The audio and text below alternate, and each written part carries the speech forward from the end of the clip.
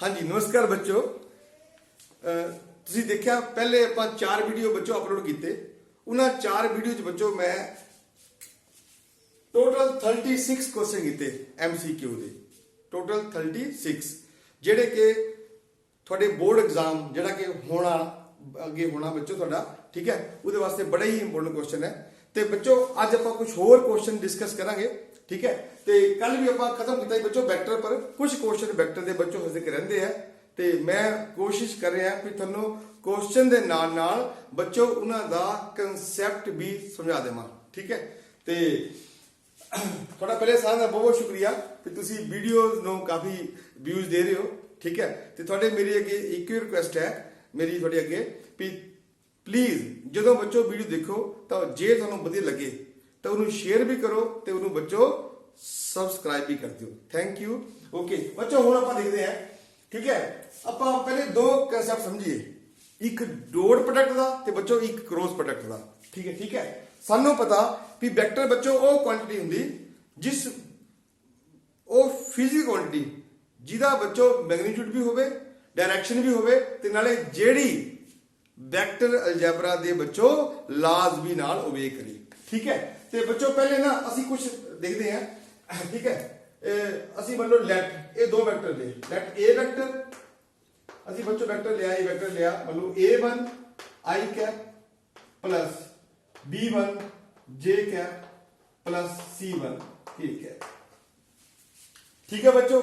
ਅਸੀਂ ਮਤਲਬ B vector ਬੱਚੋ ਲਿਆ, B vector A2 I cap plus B2 J cap plus C2 K cap, clear ਬੱਚੋ, ਠੀਕ ਹੈ।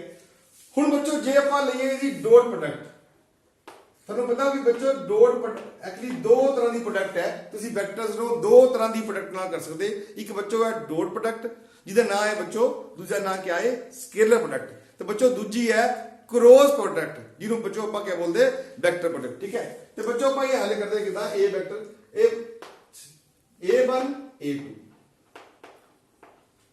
ਪਲਸ B1 B2 ਪਲਸ ਬੱਚੋ ਕਿੰਨਾ ਜੀ C1 ਤੇ C2। ਇਹ ਸਿੰਪਲ ਜਿਹਾ ਮੈਥਡ ਹੈ ਬੱਚੋ ਵੀ ਦੋ ਵੈਕਟਰਸ ਦੀ ਡੋਟ ਪ੍ਰੋਡਕਟ ਲੱਭਣ ਦਾ, ਸਿੰਪਲ, ਠੀਕ ਹੈ। ਤੇ ਬੱਚੋ ਜਿਹੜਾ ਇਹ ਕੁਆਂਟੀਟੀ ਹੈ ਨਾ, ਇਹ ਕੁਆਂਟੀਟੀ ਇਹ ਸਕੇਲਰ ਕੁਆਂਟੀਟੀ ਹੈ। ਕਿਹੜੀ ਹੈ ਬੱਚੋ, ਸਕੇਲਰ ਕੁਆਂਟੀਟੀ, ਠੀਕ ਹੈ। ਇਹ ਉਦੋਂ ਲੱਗਦਾ ਜਦੋਂ ਮੰਨ ਲਓ ਵੈਕਟਰ ਜਿਹੜੇ ਦੋਨੇ ਵੈਕਟਰਸ ਹੈ ਉਹ ਕੰਪੋਨੈਂਟ ਫਾਰਮ ਚ ਹੋਣ, ਠੀਕ ਹੈ। ਤੇ ਵੈਸੇ ਤੁਹਾਨੂੰ ਪਤਾ ਵੀ ਜੇ ਇਹ ਵੀ ਤਰੀਕਾ ਹੈ A vector dot vector equal to, ਕੱਲ ਆਪਾਂ ਦੇਖਿਆ ਸੀਗਾ A vector magnitude B vector magnitude ਤੇ cos of theta, cos of theta. Actually ਬੱਚੋ ਗੱਲ ਪਤਾ ਕੀ ਹੈ ਵੀ ਦੋ ਵੈਕਟਰਸ ਦੀ ਡੋਟ ਪ੍ਰੋਡਕਟ, ਦੋ ਵੈਕਟਰਸ ਦੀ ਬੱਚੋ ਡੋਟ ਪ੍ਰੋਡਕਟ, ਕਲੀਅਰ, ਉਹ ਤਿੰਨ ਗੱਲਾਂ ਉੱਪਰ ਡਿਪੈਂਡ ਕਰਦੀ ਬੱਚੋ, ਠੀਕ ਹੈ ਜੀ। ਤਿੰਨ ਕੁਆਂਟੀਟੀਜ਼ ਹੈ ਉਹਦੇ ਵਿੱਚ। ਪਹਿਲੇ ਹੈ A ਵੈਕਟਰ ਦਾ ਮੈਗਨੀਟਿਊਡ, ਇਹ ਹੈ magnitude of A vector, magnitude of A vector of A vector. बच्चों B वेक्टर क्या है, हाँ बिल्कुल मैग्नीट्यूड ऑफ B वेक्टर, शाबाश, मैग्नीट्यूड ऑफ B वेक्टर। तो बच्चों थीटा क्या है, what is theta, good good good, शाबाश। Theta is the angle between A vector and B vector, बिल्कुल सही है। ਹੁਣ ਜਦੋਂ ਬੱਚੋ ਆਪਾਂ ਦੋ ਵੈਕਟਰ ਦੀ ਕਿਆ ਲੈਣੀ ਬੋਲੋ ਜੀ, ਡੋਟ ਪ੍ਰੋਡਕਟ, ਠੀਕ ਹੈ। ਤੇ ਉਹ ਤਿੰਨ ਕੁਆਂਟੀਟੀਜ਼ ਦੇ ਉੱਪਰ ਬੱਚੋ ਡਿਪੈਂਡ ਕਰਦੀ। ਪਹਿਲਾ ਹੈ A ਵੈਕਟਰ ਦਾ ਮੈਗਨੀਟਿਊਡ, ਠੀਕ ਹੈ। ਦੂਸਰਾ ਸ਼ਾਬਾਸ਼ B ਵੈਕਟਰ ਦਾ ਮੈਗਨੀਟਿਊਡ। ਤੇ ਬੱਚੋ ਤੀਜਾ ਕਿਆ ਹੈ, ਤੀਜਾ ਹੈ ਕੋਸਾਈਨ ਆਫ ਦਾ angle between A vector and B vector. ਹੁਣ ਬੱਚੋ ਪਹਿਲਾ ਕੁਐਸਚਨ ਦੇਖੋ, ਜੇ ਸਪੋਜ਼ ਕਰੋ ਬੱਚੋ A vector dot B vector ਤੁਹਾਡੇ ਕੋਲ 0 ਹੈ। ਦੇ ਕੁਐਸਚਨ ਦੇਖੋ A vector dot vector equal to 0 ਹੈ। ਸਾਨੂੰ ਗਿਵਨ ਹੈ, ਗਿਵਨ क्या बोलो A vector B not equal to 0 vector ਹੈ, ਓਕੇ। ਤੇ B vector B not equal to 0 vector ਹੈ। ਬੱਚੋ ਨੋਨ ਜ਼ੀਰੋ ਵੈਕਟਰ ਦਾ ਮੈਗਨੀਟਿਊਡ ਵੀ ਨੋਨ ਜ਼ੀਰੋ ਹੁੰਦਾ, ਇਹ ਖਿਆਲ ਰੱਖਿਓ ਬੱਚੋ। ਕਿਆ, ਫਿਰ ਸੁਣ ਲਓ, ਨੋਨ ਜ਼ੀਰੋ ਵੈਕਟਰਸ ਦਾ ਮੈਗਨੀਟਿਊਡ ਵੀ ਬੱਚੋ ਨੋਨ ਜ਼ੀਰੋ ਹੀ ਹੁੰਦਾ। ਹੁਣ ਕਿਉਂਕਿ ਦੇਖੋ देयरफॉर ਆ देखो A ਵੈਕਟਰ मैग्नीट्यूड, शाबाश, B वेक्टर मैग्नीट्यूड ਤੇ cos of θ equal to 0 ਹੈ। ਬਿਲਕੁਲ ਸਹੀ ਗੱਲ ਹੈ ਬੱਚੋ। ਸਾਨੂੰ ਪਤਾ ਵੀ ਦੇਖੋ ਜੇ ਇਹ ਤਿੰਨੋਂ ਨੰਬਰਸ ਹੈ, these are numbers, just numbers, scalars, okay, ਤਾਂ ਤਿੰਨ ਸਕੇਲਰ ਦੀ ਪ੍ਰੋਡਕਟ ਤਦ ਹੀ 0 ਹੋ ਸਕਦੀ। ਕਦੋਂ ਬੱਚੋ? ਜਦੋਂ ਇਹਨਾਂ ਤਿੰਨਾਂ ਵਿੱਚੋਂ ਘੱਟੋ ਘੱਟ ਇੱਕ 0 ਹੋਵੇ। ਬਿਲਕੁਲ ਠੀਕ ਹੈ। ਹੁਣ ਦੇਖੋ ਬੱਚੋ ਵੀ ਕਿਆ A ਵੈਕਟਰ ਦਾ ਮੈਗਨੀਟਿਊਡ 0 ਹੋਣਾ? ਬਿਲਕੁਲ ਨਹੀਂ ਹੋਣਾ। ਕਿਉਂ ਬੱਚੋ? ਕਿਉਂਕਿ A ਵੈਕਟਰ ਨॉन जीरो वेक्टर है। बच्चों B वेक्टर का मैग्नीट्यूड 0 होना? बच्चों नहीं होना। क्यों नहीं होना बच्चों? क्योंकि B वेक्टर भी नॉन जीरो वेक्टर है। शाबाश। ओके, तो बच्चों cos फिर देखो A 0 है नहीं, ठीक है, A भी 0 है नहीं। हुण साडे कोल बच्चों सिर्फ ऑप्शन एक बची, केड़ी? cos θ equal 0। तो जे बच्चों cos θ इक्वल 0 होवे तो बच्चों इहदा मतलब क्या होया? Theta equal to pi by 2 कि दोनों वेक्टर्स आपस विच बच्चों क्या है? परपेंडिकुलर। लो जी, तो ऑप्शन ए इज करेक्ट। बच्चों बड़ी सिंपल गल है, ये याद रखियो बिल्कुल। ये बहुत बड़ी ट्रू है कि जे दो vectors non zero vectors, I am talking about बच्चों नॉन जीरो वेक्टर्स, जे दो नॉन जीरो वेक्टर्स बच्चों आपस परपेंडिकुलर है तो उन्हां दी डॉट प्रोडक्ट 0 होनी। बिल्कुल सही गल है। ਤੇ ਬੱਚੋ ਦੂਜੀ ਗੱਲ ਵੀ ਟਰੂ ਹੈ, ਬਹੁਤ ਵੀ ਟਰੂ ਹੈ। ਜੇ ਬੱਚੋ ਦੋ ਨॉन जीरो ਵੈਕਟਰਸ ਦੀ ਡਾਟ ਪ੍ਰੋਡਕਟ 0 ਹੋਈ ਤਾਂ ਡੈਫੀਨਿਟਲੀ ਬੱਚੋ ਉਹ ਦੋਨੋਂ ਵੈਕਟਰਸ ਆਪਸ ਵਿੱਚ ਆਏ ਪਰਪੈਂਡੀਕੂਲਰ। ਠੀਕ ਹੈ ਜੀ, ਥੈਂਕ ਯੂ। ਹਾਂਜੀ ਬੱਚੋ, ਹੁਣ ਆਪਾਂ ਇਹ ਕਰਦੇ discuss magnitude of vector A vector. Simple question ਹੈ। ਦੇਖੋ ਕਿਸੇ ਵੈਕਟਰ ਦੇ ਮੈਗਨੀਟਿਊਡ ਦਾ ਮਤਲਬ ਹੁੰਦਾ ਉਸ ਵੈਕਟਰ ਦੀ ਲੈਂਥ। ਲੱਭਦਾ ਕਿਦਾਂ ਆਪਾਂ? ਆ ਦੇਖੋ, ਜਿੱਦਾਂ ਹੁਣ ਇਹ ਦੇਖੋ ਇਹ ਵੈਕਟਰ ਹੈ, ਲੈਟ ਇਹ ਵੈਕਟਰ ਇਕੁਅਲ, ਸ਼ਾਬਾਸ਼ ਬੱਚੋ, 3i cap plus j cap plus k cap. So therefore a vector the magnitude, ठीक है बच्चों, तेरे कंपोनेंट है i along i x axis 3 है, along y axis 1 है, along z axis क्या बोली 1 है। ठीक है, तो ये करना क्या? तीनों बच्चों कंपोनेंट का करो scale, 3 scale plus 1 scale plus 1 scale. तो बच्चों नाल क्या चलेगा? Scale root. Therefore बच्चों कितना आ गया? A vector magnitude it is equal to बोलो जी 9 प्लस 1 प्लस 1, बोलो बच्चों कितना आ गया? 11 दा स्केल रूट। सिंपल क्वेश्चन है बच्चों, क्लियर? तो a option C is correct. Okay,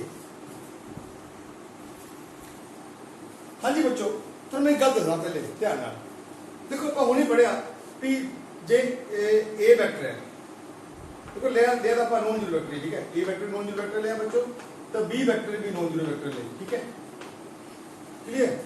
जे बच्चों A vector dot B vector बच्चा आप नहीं पढ़िया, जे इक्वल टू 0 होवे तो बच्चों देयरफॉर क्या होता? बोलो जी, theta is equal to pi by 2।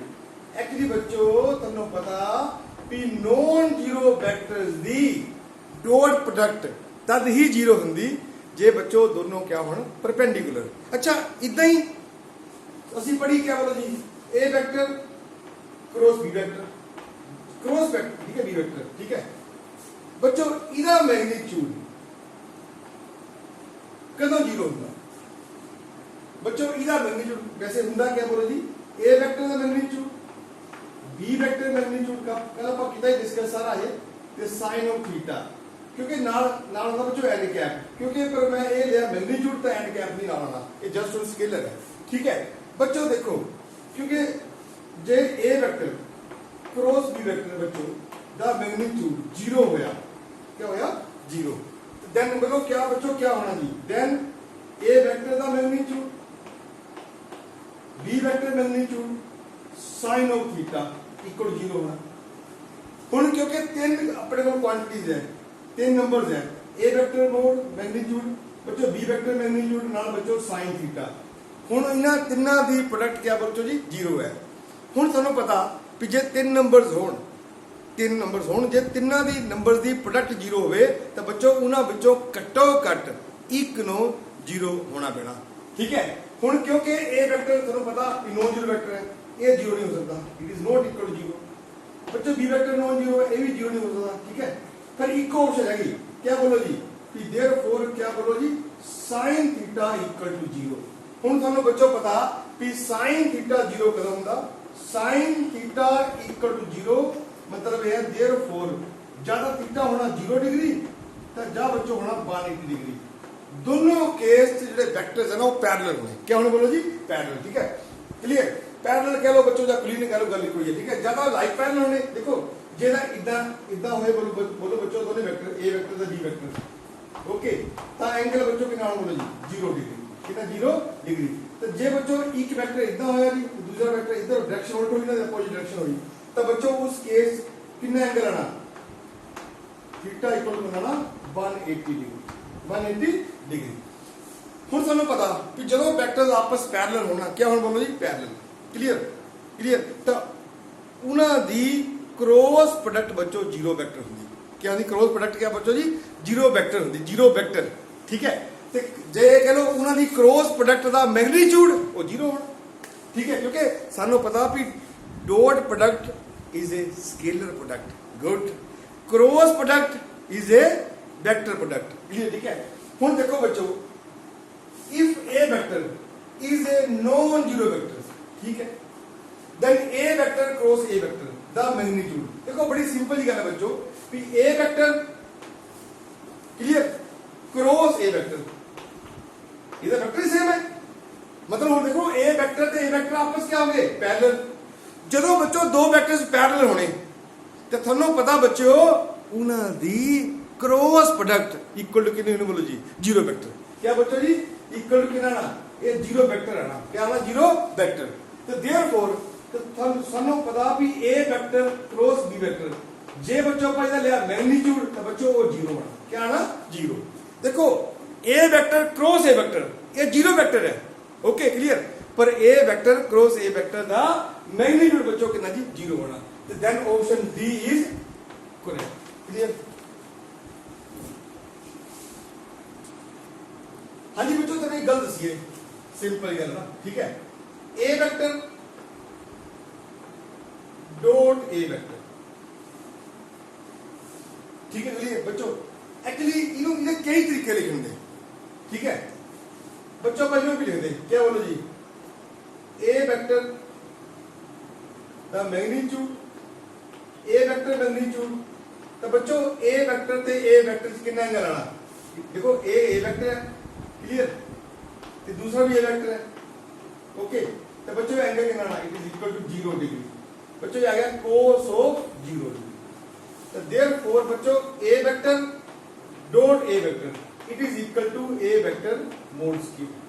तो बच्चों मैं गलत है सिंपली अब यहां भी लिख सकते हैं इक्वल टू ए स्क्वायर, ठीक है। देखो एक होता ए वेक्टर स्क्वायर, एक काफी बच्चे ना कंफ्यूज हो जाते हैं। एक्चुअली ए वेक्टर स्क्वायर का मतलब क्या है, एक्चुअली ए वेक्टर स्क्वायर का मतलब ये है A vector dot A vector cross नहीं A vector dot A vector. एक गल बच्चों याद रखियो जे तुसी किसी वेक्टर का स्क्वायर करता ना स्क्वायर करता तो बच्चों फिर वो वेक्टर नहीं रहा। ये याद रखियो जदों किसी वेक्टर का स्क्वायर हो गया ना तो बच्चों वेक्टर नहीं है, फिर बच्चों है क्या हो। तो बच्चों किसी वेक्टर दे स्क्वायर का मतलब है उस वेक्टर दे मैग्नीट्यूड का स्क्वायर, उस वेक्टर दे मैग्नीट्यूड का स्क्वायर। तो देखो ये सारा बच्चों ए आ रहा ए वेक्टर डॉट ए वेक्टर जा बच्चों ए वेक्टर मैग्नीट्यूड स्क्वायर जा सिंपली ए स्क्वायर। बच्चों ये सदा ही गल याद रखियो वेरी वेरी इंपॉर्टेंट क्योंकि ये सारे एक ही है पर तरीका लग रहा है लिखने का। A vector square equal to A vector dot A vector equal to A vector mod square या सिंपली ए स्क्वायर। बच्चों सिंपल गल याद रखनी कि जे बच्चों किसी वेक्टर का स्क्वायर हो गया तो फिर बच्चों वो वेक्टर नहीं रहा। किसी वेक्टर का स्क्वायर का मीनिंग क्या है, किसी वेक्टर का स्क्वायर इज इक्वल टू उस वेक्टर दे मैग्नीट्यूड का स्क्वायर। वेरी गुड, ठीक है। हुण देखो सिंपल ही गल है क्या पूछे उन्होंने ए वेक्टर डॉट ए वेक्टर आ देखो प्रूव किया it is a vector square. Option A is correct, thank you.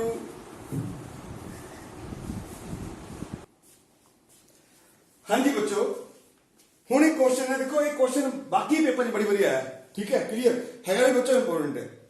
थोड़ा मैं थोड़ी जी गल दसा बच्चों, ये लाइन की इक्वेशन है अपने को, ठीक है, पूछा क्या गया direction ratio of the line given by this, ठीक है। थोड़ा मैं थोड़ी जी गल दसा बच्चों, लाइन की जी इक्वेशन थी ना स्टैंडर्ड इक्वेशन, वो x minus x1 over a is equal to Cartesian formula, ठीक है। दो बच्चों फॉर्म है लाइन की इक्वेशन है, एक बच्चों वेक्टर फॉर्म है, एक कार्टेशियन है बच्चों। ये कार्टेशियन फॉर्म है ते आप कार्टेशियन फॉर्म च लिखने लगे लाइन की इक्वेशन बच्चों, z minus z1 over c। Actually सानू ये पता होना चाहिए बच्चों भी इतने x1 y1 z1 क्या है तो a b c क्या है। देखो थोड़ा मैं गल दसा, ये एक लाइन है, देखो जिदा ये लाइन ली है, क्लियर है बच्चों, ये लाइन है, मतलब यही लाइन है अपने को, ठीक है। कहते बोलो जी x minus x1 over a is equal to y minus y1 over b is equal to z minus z1 over c, ठीक है बच्चों। सिंपली गल है x1 y1 z1 ये क्या है, ये बच्चों वो पॉइंट है जिस पॉइंट जो लाइन पास कर रही है। x1 y1 z1 is nothing but it is the point which lies on the line, a point है। and what are abc, abc are the direction ratio of the line, direction ratio of the line, clear है। हुन दिक्कत क्या है, बच्चे ना करते क्या पेपर जल्दी जल्दी 312 के -7 जो नीचे आंदा वो लिख देंगे डायरेक्शन रेशियो लाइन दे। गलत, क्या गलत है, एक्चुअली समस्या क्या है, ये लाइन एक्चुअली स्टैंडर्ड फॉर्म जी नहीं है। देखो ये लाइन पर ध्यान ध्यान करो, x y और z बच्चों इकल्ले इकल्ले है, इन्हां नाल कुछ नहीं है, नाल कुछ नहीं है, इन्हां सारे ना x y z का बच्चों का कोएफिशिएंट है वो +1 है, क्या है +1। हुणे ध्यान दियो इधर x - 1 ओवर 3 ये ठीक है, ये सही रूप पे है, 2y + 1 ओवर 12 बच्चों सही रूप है, बनाओ, हाँ नहीं है, क्यों बच्चों, क्योंकि देखो नाल क्या लग गया बोलो जी 2, ओके। तो आगे देखो बच्चों 1 - z ओवर 7 ये भी सही रूप से नहीं है, क्यों नहीं है, क्योंकि z का कोएफिशिएंट बनना चाहिए +1, तो इतने बच्चों कितना जी -1 है। हुण जदों आपां इहनूं हल करना हल करना तो बच्चों देखो x - 1 over 3 is equal to 2y plus 6 over 12 is equal to 1 - z over -7। बच्चों जे पेपर च क्वेश्चन आ जाए गलत ना करियो, ध्यान दियो, तुसी ना इको ही कंसेप्ट है भी तुसी इस फॉर्म करना, तुसी x y z दे कोएफिशिएंट +1 करने, क्या करने बच्चों +1, ओके क्लियर। देयरफॉर ये बच्चों पहले ही सही सीगा, कोई दिक्कत नहीं बच्चों, 2 है, 2 कर लो कॉमन, जे मैं बच्चों 2 कटा कॉमन कटा, आ देखो ये 2y + 3 ओवर 12 इक्वल टू बच्चों इतो नेगेटिव कर लिया बाहर z - 1 ओवर -7। हुण बच्चों एक कितना आ गया 6, एक कटे गए बच्चों +7, तो बच्चों कितना आ गया बोलो जी, ये आ गया अपने कोले x - 1 ओवर 3 ते y + 3 over 6 equal to z - 1 over 7। बच्चों ये अपने को 3 6 7, हुण देखो ऊपर बिल्कुल सही रूप है जो चाहिए सानू, ठीक है क्लियर, ओके जी। तो नीचे जो आ गया फिर क्लियर वही अपने डायरेक्शन रेशियो है, तो therefore the direction ratio of the lines are क्या बोलो जी 3 6 7 एंड देयरफॉर द बच्चों ऑप्शन सी इज करेक्ट। बच्चों एक गल ख्याल रखियो, थोड़ा जाना एक भलेखा है ना, क्लियर। पहली गल है कि तुसी लाइन नो अपनी ओरिजिनल फॉर्म बनाना, ठीक है, ये बन गई x - x1 over a is equal to y - y1 over b is equal to z1 over c। जदों बच्चों ऊपर बिल्कुल सही x y z दे कोएफिशिएंट +1 आ गए ना, तब फिर बच्चों जो नीचे है ना वो क्या है डायरेक्शन रेशियो है। Thank you. हाँ जी बच्चों, हुण तुहानूं मैं एक गल दसदा, ठीक है, देखो ये लाइन दी इक्वेशन है x - x1 ओवर a, ਆਪਾਂ ਹੁਣੇ ਪੜੀ y - y1 over b is equal to z - z1 over c। ਜਦੋਂ ਇਹ ਲਾਈਨ ਦੀ ਇਕੁਏਸ਼ਨ ਹੈ ਤਾਂ ਸਾਨੂੰ ਪਤਾ क्या बोलो जी कि ये लाइन है, मतलब ये लाइन है अपनी, ठीक है बच्चों, ये लाइन पास कर दी x1 y1 z1 पॉइंट चो। ठीक है बच्चों, वेरी गुड। हाँ बच्चों, ये डायरेक्शन रेशियो कितने है? हाँ यस, कितने बच्चों? ए बी सी, ये डायरेक्शन रेशियो है ए बी सी लाइन दे। ठीक है, हुण बच्चों सुनो मेरी गल, थोड़ा ना ए एक्स प्लस बी वाई, बच्चों ये काली इक्वेशन है? यस यू आर राइट, ये बच्चों प्लेन दी इक्वेशन है। कादी इक्वेशन बोलो जी? प्लेन दी। ये प्लेन है बच्चों अपने को। ठीक है, ये बच्चों की इक्वेशन है A X plus B Y plus C Z plus D equal to 0। Actually पता क्या, देखो ए बी सी लाइन च भी आ रहा, बिल्कुल सही बच्चों। ए बी सी प्लेन च भी आ रहा, ठीक है। अच्छा, ए बी सी लाइन दे डायरेक्शन रेशो है, ते बच्चों डायरेक्शन रेशो प्लेन च भी आ रहे हैं, पर समस्या एक प्लेन दे डायरेक्शन रेशो एक्चुअली होंगे ही नहीं। फिर ए बी सी काहदे डायरेक्शन रेशो है? एक्चुअली प्लेन दी इक्वेशन दे विच जो डायरेक्शन रेशो है वो बच्चों प्लेन दे नहीं होंगे, वो उस लाइन दे होंगे जिहड़ी लाइन प्लेन दे क्या बोलो जी परपेंडिकुलर होंदी। ये याद रखियो बच्चों। देखो ये अपने मन च गल बिठा लो चंगी तरह, line they which direction ratio, line दी इक्वेशन दे विच डायरेक्शन रेशो आंदे है, जिहड़े बच्चों वो डायरेक्शन रेशो होंगे वो लाइन दे अपने होंगे। क्लियर है? पर प्लेन दी इक्वेशन दे विच भी डायरेक्शन रेशो आ रहे हैं, पर प्लेन दी इक्वेशन दे विच बच्चों जेड़े डायरेक्शन रेशो आ रहे वो प्लेन दे अपने नहीं है, वो किदे है? वो उस लाइन दे है बच्चों जेड़ी लाइन प्लेन दे क्या बोलो जी परपेंडिकुलर है। हुण देखो ध्यान नाल, the direction ratio of the line normal to the plane are, देखिया उस लाइन दे डायरेक्शन रेशो अपने जेड़ी प्लेन दे क्या बोलो जी नॉर्मल है। एक्चुअली प्लेन दे नॉर्मल लाइन देखो डायरेक्शन रेशो कितने वाले बोलो जी 3 4 6, जेडे बच्चों 3 4 6 है, ये डायरेक्शन रेशो प्लेन दे विच आ रहे हैं पर प्लेन दे नहीं है, ये उस लाइन दे है जेडी लाइन प्लेन दे क्या है normal. Therefore the direction ratio of the line normal to the plane are क्या बोलो जी 3 4 6। देयरफॉर option A is correct. Thank you. हाँ जी बच्चों, हुण एक क्वेश्चन है perpendicular distance of origin from the plane this. अच्छा पहले आप इदा करते हैं, पहले सीखते हैं कि किसी पॉइंट तो किसी प्लेन तक दा परपेंडिकुलर किदां लभदे। आ देखो बच्चों, मतलब प्लेन है, ठीक है जी। इसकी मतलब इक्वेशन है अपने को A X plus B Y plus C Z plus D equal to 0। बच्चों ये मान लो पॉइंट है P x1 y1 z1। बच्चों ए अपने को परपेंडिकुलर ए पी एम, अपन क्या लभना बच्चों? अपन लभना PM, perpendicular distance from origin to the plane. ठीक है क्लियर? PM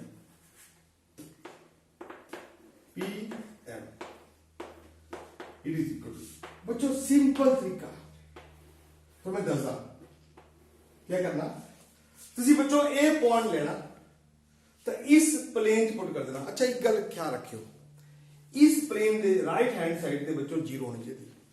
जे सपोज करो कोई कांस्टेंट इधर पिया ते बच्चों कांस्टेंट इस साइड ले आओ, right hand side should be equal to 0 जो पाए हिलाना फार्मूला। ठीक है बच्चों, ये PM ओके।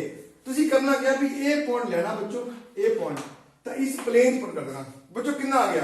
ये आ गया अपने को बच्चों A x1 plus B y1 plus C z1 plus D. बच्चों करता पुट, ठीक है शाबाश। हुण बच्चों करना क्या, तुसी लेना x का कोएफिशिएंट, बच्चों a है तो नीचे a स्क्वायर, वेरी गुड। बच्चों फिर लेना बच्चों y का कोएफिशिएंट, वो बच्चों b है, कितना आ गया बोलो जी b स्क्वायर। बच्चों फिर लेना आप z का कोएफिशिएंट, बच्चों कितना जी c है, ओ c स्क्वायर। तो this is the length of perpendicular drawn from P to the plane. ठीक है, ax plus by plus cz plus d equal to 0। Simple question है बच्चों, पेपर जो कहीं भी आया। अच्छा मैं मेरी फिगर बना देना। आ देखो एक प्लेन है अपने को, अच्छा ये प्लेन की इक्वेशन बोलो कितनी है 3x प्लस 4y। अच्छा देखो बच्चों इतने z है ही नहीं, कोई गल नहीं, तो इदा कर लो, जे लिखा नहीं खाना तो बच्चों 0z कर लो, 0z विदाउट बच्चों 25 तो है ही इक्वल 0।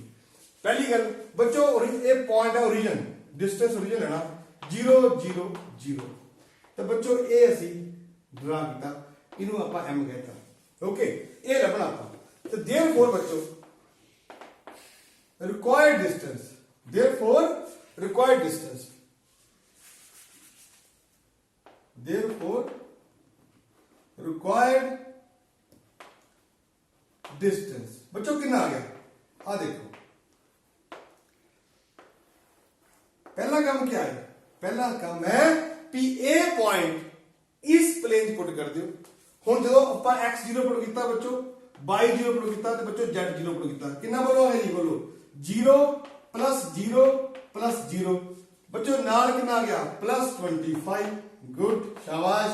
तो नीचे क्या बनवाना जी, नीचे x का कोएफिशिएंट बच्चों कितना जी 3 स्क्वायर, बच्चों y का कितना कोएफिशिएंट है 4, बच्चों कितना आ गया 4 स्क्वायर, बच्चों z का कितना कोएफिशिएंट है 0, ये बच्चों कितना आ गया 0 स्क्वायर। ओके, तो ये बच्चों आ गया अपने को 25 ओवर ये बच्चों 16 प्लस 9 प्लस 16 25 का स्क्वायर रूट कितना बोलो 5। ठीक है, ये आ गया equal to 5 units, 5 units and the option D is correct.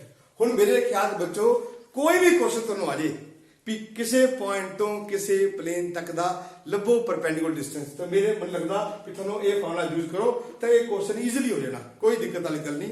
ठीक है जी बच्चों, थैंक यू।